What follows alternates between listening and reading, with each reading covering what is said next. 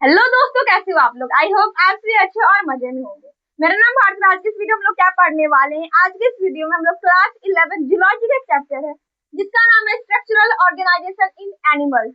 इस चैप्टर को आज हम लोग आगे कंटिन्यू करने वाले। इससे पिछले वीडियो हम लोग क्या पढ़े थे, इससे पिछले वीडियो में पढ़े थे कि टिश्यू होता क्या है, उसके कितने कितने टाइप्स होते हैं। और आज हम लोग समझने वाले कि वो जो अलग अलग टिश्यू होते हैं उसके क्या क्या फंक्शन होते हैं और वो क्या क्या फंक्शन को परफॉर्म करता है।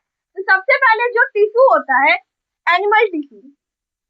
तो टिश्यू को डिवाइड कर दिया जाता है कितने पार्ट्स में, तो टिश्यू को डिवाइड कर दिया जाता है 4 पार्ट्स में। पहला होता है इपिथेलियल,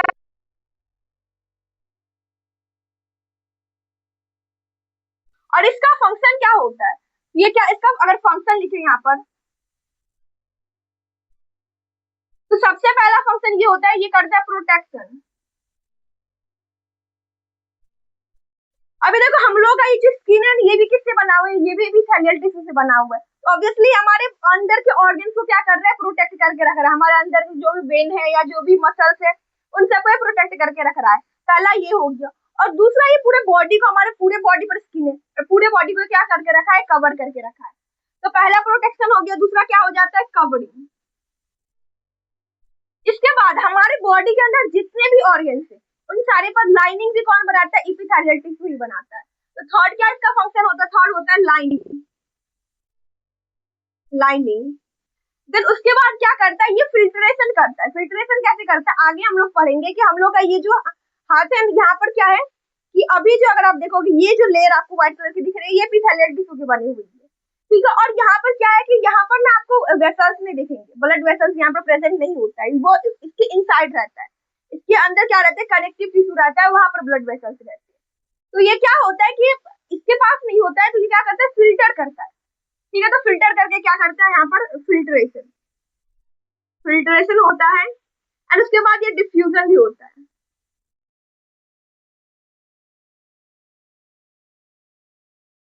बॉडी को आउटसाइड इन्वायरमेंट से। सेकंड ऑब्वियसली हमारे बॉडी को कवर करके रखा है, क्योंकि अगर आप पूरे बॉडी को देखोगे तो उसके ऊपर स्किन एक लेयर बना हुआ है। तो ये पूरे बॉडी जो हमारा जो स्किन है वो किससे बना हुआ है, एपिथेलियल टिश्यू से बना हुआ है, तो कवर करके रखता है। थर्ड क्या है कि हमारे बॉडी के इनसाइड जितने भी ऑर्गन है ना वो सारे क्या होता है, उन सबका अंदर के साइड से लाइनिंग कौन देता है, लाइनिंग भी देता है एपिथेलियल टिश्यू।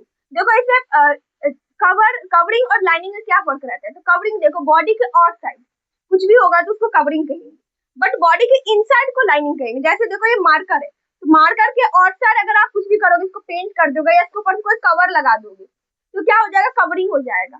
बट वही अगर इस मार्कर को खोल के अंदर के साइड से अगर आप कुछ भी करोगे तो उसको क्या कहेंगे, लाइनिंग कहेंगे। जैसे एग्जांपल में आप अपने घर के थ्रू समझ सकते हो कि अगर आप अपने घर को बाहर से अगर पेंट करते हो वो हो जाएगा कवरिंग। बट वही अगर आप अपने अगर रूम को या अपने घर को अंदर के साइड से डेकोरेट करते हो, अंदर के साइड से क्या करते हो, पेंट करते हो, तो वो क्या हो जाएगा, लाइनिंग। बाहर के साइड से कुछ भी होगा तो कवरिंग, अंदर के साइड से लाइनिंग। आप लोग देखते हो भी होगा कवर होता है, मोबाइल का कवर होता है और अलग अलग चीजों का कवर होता है।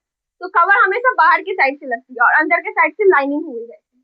कवरिंग लाइनिंग फिल्ट्रेशन करती है एंड डिफ्यूजन भी होता है। डिफ्यूजन ये पहला होगा एपिथेलियल टिश्यू। उसके बाद सेकंड कौन सा टिश्यू आता है, सेकंड आता है मस्कुलर टिश्यू। Muscular tissue. अब मस्कुलर टिश्यू क्या करता है, ऑब्वियसली हम लोग अभी हाथ मूव कर रहे हैं, यहाँ पर क्या है, हम लोग के हाथ में मसल्स प्रेजेंट है जो हम लोग को मूवमेंट में हेल्प करता है। तो क्या करता है ये, लोकोमोशन एंड मूवमेंट में हेल्प करता है। Locomotion and movement. हमारे बॉडी में यहाँ पर मस्कुलर ही लिखा है, मस्कुलर वर्ड का ही मतलब होता है मसल्स। तो जितने भी मसल्स है हमारे बॉडी में वो क्या आते हैं, वो मस्कुलर टिश्यू में आते हैं। और वो क्या करता है, लोकोमोशन एंड मूवमेंट। हम लोग यहाँ से चलते रहते हैं तो क्या होता है, हम लोग का पैर का जो मसल्स रहता है वो वर्क करते रहता है। आप लोग थोड़े दूर चलोगे तो आप लोग कुछ नहीं फर्क पड़ेगा, बट अगर आप रनिंग करते हो या ज्यादा दूर जाते हो तो ऑब्वियसली कुछ टाइम के बाद आपका पैर दर्द करने लग जाता है। क्यों, क्योंकि हमारे बॉडी का जो हमारे अंदर जो मसल्स रहता है वो क्या होने लग जाता है, वो उसके अंदर पेन आने लग जाती है, वहां पर एक एसिड जमा हो जाता है, ठीक है। तो वो क्या करता है, लोकोमोशन एंड मूवमेंट में हेल्प करता है। उसके बाद थर्ड क्या होता है, थर्ड होता है कनेक्टिव टिश्यू। Connective tissue. अब कनेक्टिव टिश्यू क्या होता है, वर्ड से समझे, कनेक्टिव मतलब कनेक्ट करके रखता है। इसका नाम क्या है, कनेक्शन, कनेक्शन एंड लिंकेज। इसके वर्ड से समझ में आ रहा है, ये कनेक्ट करके रखता है एंड लिंक करके रखता है, सब एक दूसरे में लिंक करके रखे रहता है। जैसे देखो कि पैर से सर तक हमारे बॉडी में क्या है कि हमारे बॉडी में ब्लड जाता है, ब्लड पंप कहाँ से होता है तो हार्ट से, बट पूरे बॉडी में कौन पहुंचाता है तो कनेक्टिव टिश्यू, वो कनेक्ट करके रखता है। हम लोग रेस्पिरेशन कहाँ से होता है, लंग्स के थ्रू होता है, बट उस ऑक्सीजन को पूरे बॉडी में पहुंचाने का काम कौन करता है, पूरे बॉडी में पहुंचाने का काम करता है कनेक्टिव टिश्यू। तो कनेक्टिव टिश्यू क्या करके रखता है, पूरे बॉडी को कनेक्ट करके रखे रहता है। जैसे अगर आप अपने घर में देखो तो हमारे घर में क्या रहता है कि बहुत सारे पाइप, बहुत सारा वायर वगैरह गई रहती है, पाइप सब गया रहता है जिससे पानी वगैरह जाता है। तो क्या करता है कि वो पूरे घर में कहीं भी अगर नल लगाया कुछ भी हो तो पूरे घर को क्या करता है कि कनेक्ट करके रखे रहता है, किससे, तो एक कनेक्शन से। तो वो क्या होता है, कनेक्ट एंड लिंकेज का काम कौन करता है, कनेक्टिव टिश्यू करता है हमारे बॉडी में। देन उसके बाद फोर्थ क्या होता है, फोर्थ होता है न्यूरॉन, या जिसको क्या करते हैं नर्वस टिश्यू, नर्वस टिश्यू। ये क्या करता है, ये इसका अगर फंक्शन देखा जाए तो ये करता है कंट्रोल एंड कोऑर्डिनेशन। अब हमारे बॉडी को कंट्रोल कौन करता है तो न्यूरल टिश्यू करता है, या जिसको न्यूरॉन्स कहते हैं। ये हमारे बॉडी को क्या करता है, कंट्रोल करता है। ऑब्वियसली हमारे बॉडी बहुत सारे मूवमेंट होता है, अगर यहाँ पर हम लोग क्या होता है कि यहाँ पर अगर हम लोग किसी गर्म चीज को टच कर देते हैं तो ऑब्वियसली हाथ अपने आप ऐसे पीछे आ जाते हैं। जैसे देखो कि ये सपोज करो कि ये क्या, ये कैंडल है और यहाँ पर ये जल रही है, तो यहाँ पर अगर हाथ जाएगा तो अपने आप ये पीछे आ जाता है। तो क्यों आ जाता है, क्योंकि हमारे पास यहाँ पर प्रेजेंट रहता है न्यूरॉन्स, या जिसको कहते हैं नर्व सेल। तो नर्व सेल या नर्व टिश्यू होता है, वो क्या करता है, वो हम लोग का कंट्रोल करता है कि ऑब्वियसली अगर आग के पास हाथ डालेंगे तो वो क्या बोलेगा कि हाथ को पीछे हटाओ ताकि तुम अपने बॉडी के पार्ट्स को बचा करके रख सको। तो क्या काम करते हैं, कौन करता है, ये न्यूरॉन करता है या नर्वस टिश्यू करता है। आई होप कि आप लोगों को समझ में आ गया होगा अलग अलग टिश्यू के क्या क्या फंक्शन रहते हैं और क्या क्या वो परफॉर्म करता है।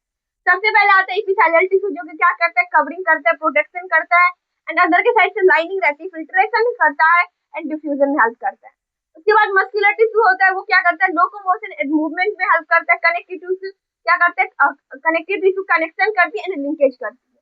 लास्ट होता है न्यूरॉन्स, या जिसको नर्वस टिश्यू कहते हैं। यह क्या काम करता है, ये कंट्रोल करता है हमारे बॉडी को, इन कोऑर्डिनेट करके रखे रहता है। आई होप आप लोग को यहाँ तक समझ में आ गया होगा। अब हम लोग इपिथेलियल टिश्यू, या जिसे इपिथेलियम कहा जाता है, इसको हम लोग डिटेल में समझने वाले हैं। तो सबसे पहले इसका एक नाम हो जाता है जिसको इपिथेलियल टिश्यू ही कहते हैं, एंड सेकंड हम लोग इसको क्या कहते हैं, इपिथेलियम भी कहते हैं, इपिथेलियम। इसका कह सकते हैं कि शॉर्ट फॉर्म हो, क्योंकि ये लिखना ज्यादा आसान होता है। तो देखो अगर किसी भी जिसका मीनिंग समझना है ना तो उसको तोड़ दो। वैसे अगर इसको तोड़ दे तो यहाँ पर दो वर्ड निकल के आता है, एक होता है इपी, दूसरा होता है थेलियम। इपी मतलब होता है अपोन, थेलियम मतलब होता है टू रेस्ट। मतलब इससे वर्ड से समझ में आ रहा है कि ये दूसरे टिश्यू के ऊपर क्या करते रहता है, रेस्ट करते रहता है। तो यहाँ पर लिख सकते हैं कि टू रेस्ट, और ये लिख सकते हैं प्रेजेंट ऑन अदर टिश्यू। यहाँ पर मैं अदर सेल नहीं लिखी, other tissue. Other tissue epithelial tissue के अलावा कौन सा टिश्यू होता है, कनेक्टिव टिश्यू, मस्कुलर टिश्यू, और क्या होता है नर्वस टिश्यू। तो ये खुद नहीं, ये क्या हुआ रहता है, दूसरे टिश्यू के ऊपर में रखा हुआ रहता है। जैसे देखो कि हमारा बॉडी है, तो हमारे बॉडी के अंदर कोई दूसरा टिश्यू होगा, यहाँ पर कौन सा कनेक्टिव टिश्यू गया होगा, और कनेक्टिव टिश्यू के ऊपर में कौन सा टिश्यू रहता है, कनेक्टिव टिश्यू के ऊपर में रहता है एपिथेलियल टिश्यू। हमेशा दूसरे टिश्यू के ऊपर में ये रखा रहता है। तो टू रेस्ट और present on other tissue, other दूसरे टिश्यू के ऊपर में ये क्या हुआ रहता है, प्रेजेंट हुआ रहता है। और क्या रहता है, ये कॉम्प्लेक्स रहता है, it is complex with, complex with किस चीज से रहता है, तो with basement, with basement membrane. अब देखो बेसमेंट मेम्ब्रेन क्या होता है, तो इसको एक डायग्राम के थ्रू अच्छे से समझ जाएंगे। डायग्राम में सबसे पहले हम लोग बनाते हैं कि ये बेसमेंट, बेसमेंट होता क्या है इसको भी हम लोग समझेंगे। तो ये बेसमेंट हो गया, ठीक है, और इसके ऊपर से ये टिश्यू रखी हुई रहती है कुछ ऐसे करके,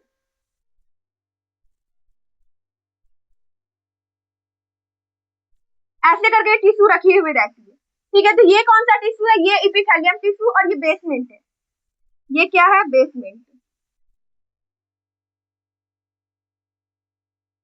और यहाँ पर इसका न्यूक्लियस प्रेजेंट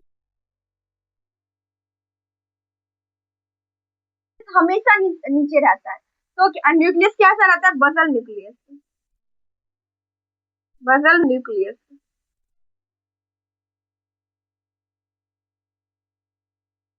सारे हम लोग देखेंगे इसमें के भी अलग अलग एपिथेलियल टिश्यू क्या आते हैं। कंपाउंड एपिथेलियम होता है, सिंपल रहता है, फिर सिंपल में भी क्यूब रहता है, क्यूबॉइडल होता है, ग्रैंडुलर रहता है, ये सारे होते हैं।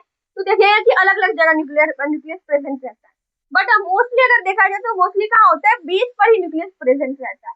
ठीक है, और ये किसका? ये जो साइड है, ये साइड इसका फ्री सरफेस होगी, फ्री सरफेस। और हम लोग यहाँ पर लिख क्या सकते हैं? यहाँ पर ये जो होता है ना, ये एवेस्कुलर होता है, एवेस्कुलर। एवेस्कुलर का मतलब क्या होता है? सबसे पहले ए वर्ड का मतलब समझिए। ए मतलब होता है एब्सेंट, एंड वेस्कुलर मतलब होता है ब्लड वेसल्स। ब्लड वेसल्स मतलब लिख सकते हैं कि दिस टिश्यू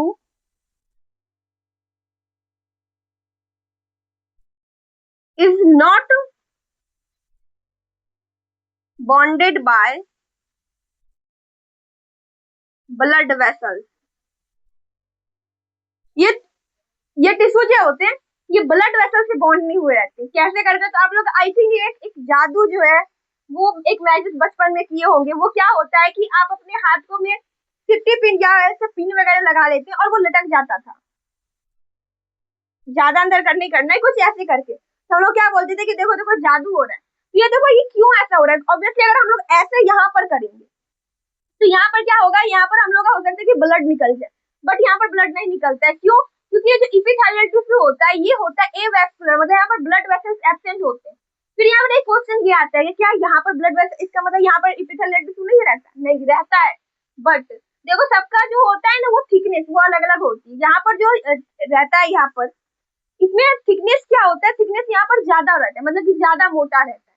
ऑब्वियसली आप देख सकते हो कितना मोटा है, तभी तो हम लोग पिन को इसमें आर पार हो पाया है। बट वही अगर यहाँ पर करेंगे तो यहाँ पर नहीं हो पाएगा। क्यों नहीं हो पाएगा? क्योंकि यहाँ पर जो टिश्यू रहता है इपिथेलियल टिश्यू वो थिक रहता है, बहुत ही पतला होता है, और यहाँ पर क्या रहता है? मोटा लेयर रहता है, और ब्लड नहीं निकला। इसका मतलब क्या हुआ? यहाँ पर ब्लड वेसल्स एब्सेंट है। तो ये ब्लड वेसल्स एब्सेंट है तो नेक्स्ट क्वेश्चन ये आता है कि यहाँ पर क्या, अगर हम लोग अगर अंदर से काटते हैं तो ब्लड निकलने लग जाता है। इसका मतलब ये होता है कि क्या इसके पास ऑक्सीजन नहीं आ पाते है? ऑब्वियसली अगर हमारे बॉडी में अगर किसी भी ऑर्गन के पास ऑक्सीजन या किसी भी टिश्यू या सेल के पास ऑक्सीजन नहीं जा पाएगा तो सर्वाइव नहीं कर पाएगा। इसका मतलब तो यही हुआ ना कि यहाँ पर ऑक्सीजन नहीं आ पाता है। नहीं, ऑक्सीजन आता है। अब वो आता कैसे है?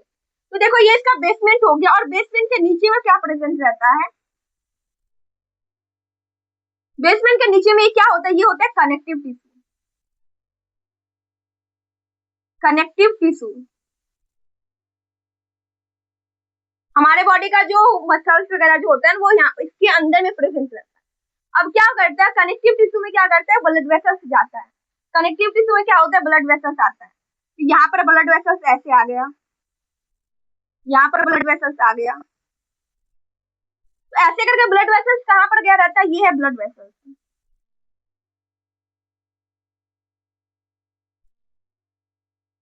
यहाँ पर तो ब्लड वेसल्स इपिथेलियल टिश्यू में तो नहीं जा पाता है, बट इसके नीचे में ये जो कनेक्टिव टिश्यू है यहाँ पर ब्लड वेसल्स प्रेजेंट रहता है। तो इससे कैसे करके फिर ये इपिथेलियल टिश्यू के पास जाता है? तो अभी हम लोग कुछ देर पहले पढ़े थे कि इपिथेलियल टिश्यू का फंक्शन क्या रहता है? कि प्रोटेक्ट करता है, कवरिंग, लाइनिंग, और क्या करता है? वो डिफ्यूजन एंड फिल्ट्रेशन। ये डिफ्यूजन के थ्रू क्या करता है? कि डिफ्यूजन के थ्रू यहाँ पर ऑक्सीजन जाता है, ऑब्वियसली यहाँ पर O2 जाएगा, यहाँ पर ऑक्सीजन जाएगा। क्यों? क्योंकि यहाँ पर ब्लड वेसल्स क्या करते हैं? ऑक्सीजन को कैरी करता है। अब ये क्या करेगा? एक सच्चा दोस्त की तरह काम करता है। मतलब कि ये कनेक्टिव टिश्यू क्या कहता है कि तुम्हारे पास एपिथेलियल टिश्यू नहीं है, एपिथेलियल टिश्यू को बोलता है कि तुम्हारे पास ब्लड वेसल्स नहीं है तो कोई बात नहीं, हम तुमको दे देंगे। ये कैसे देता है? ये फिल्ट्रेशन करके, सॉरी डिफ्यूजन करके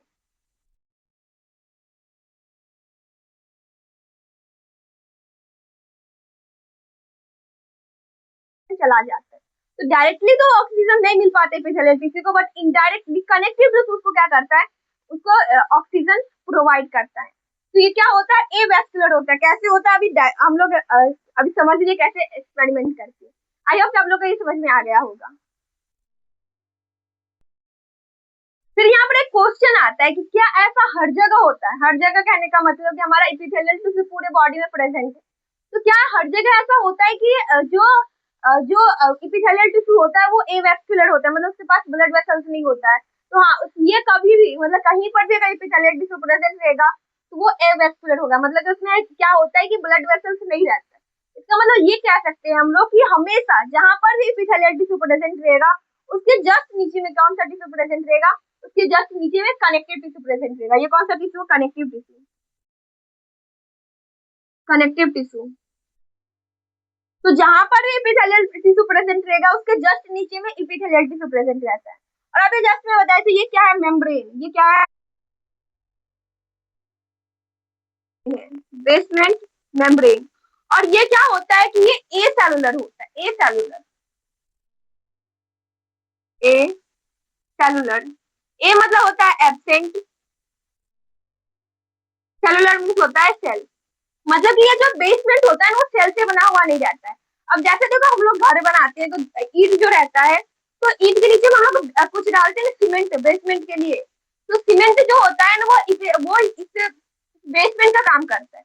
ठीक है, तो ये क्या होता है? ए सेलुलर होता है, मतलब कि यहाँ पर कोई भी ये लिविंग सेल नहीं प्रेजेंट रहता है, ये बिना सेल का रहता है। मतलब ये होता क्या है? तो जब बना किससे रहता है? तो ये बना हुआ रहता है,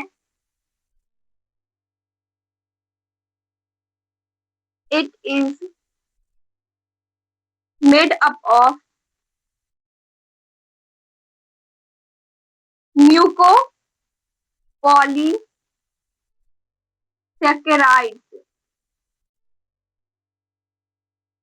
तो नीचे लिखते हैं म्यूको पॉलीसेकेराइड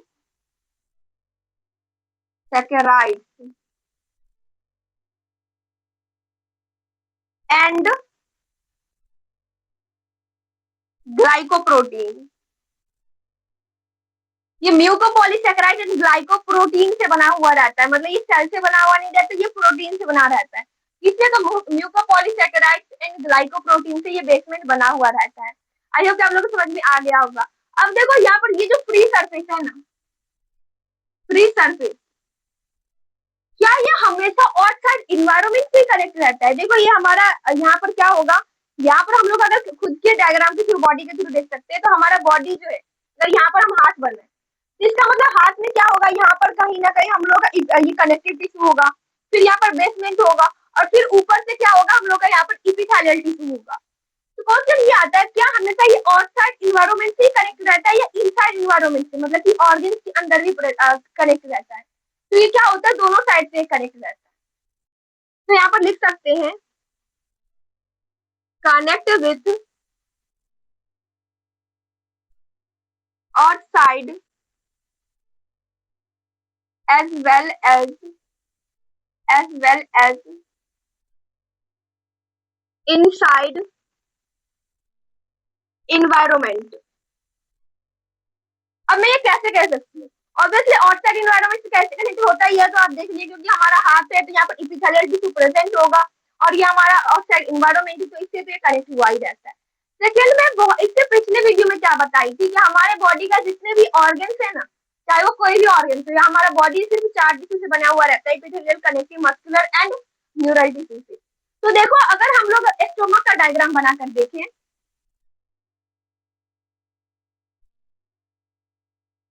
स्टोमा का डायग्राम, तो ये हम लोग क्या बोले थे कि एपिथेलियल टिश्यू जो रहता है वो क्या करता है, प्रोटेक्शन का काम करता है, वो तो स्किन ने कर दिया। कवरिंग का काम करता है, अंदर के साइड से लाइनिंग भी बनाता है, मतलब जितने भी हमारे बॉडी में ऑर्गन है उन सारे में लाइनिंग कौन बनाता है? तो लाइनिंग बनता है एपिथेलियल टिश्यू से। तो हम लोग क्या ऐसा लिख सकते हैं कि ये एपिथेलियल टिश्यू है, अंदर के साइड से जो सेल प्रेजेंट होगा वो कौन सा सेल होगा? एपिथेलियल सेल होगा, क्योंकि एपिथेलियल सेल क्या करता है, लाइनिंग भी करता है। लाइनिंग मतलब इनसाइड इन्वायरमेंट से। तो जैसे हम लोग अपने रूम को पेंट करते हैं तो क्या हो गया, इनसाइड रूम के अंदर पेंटिंग हो रहा है ना, तो क्या हो गया कि इनसाइड से भी कनेक्ट है, मतलब कि आउटसाइड के इन्वायरमेंट से भी कनेक्ट है, और हमारे बॉडी के अंदर भी जितना ऑर्गन है उस ऑर्गन के अंदर की साइड से वो लाइनिंग बना रहा है, तो वो इनसाइड इन्वायरमेंट से भी कनेक्ट है। तो it connect with outside as well as inside environment. I hope कि आप लोगों को समझ में आ गया होगा एपिथेलियल टिश्यू के बारे में।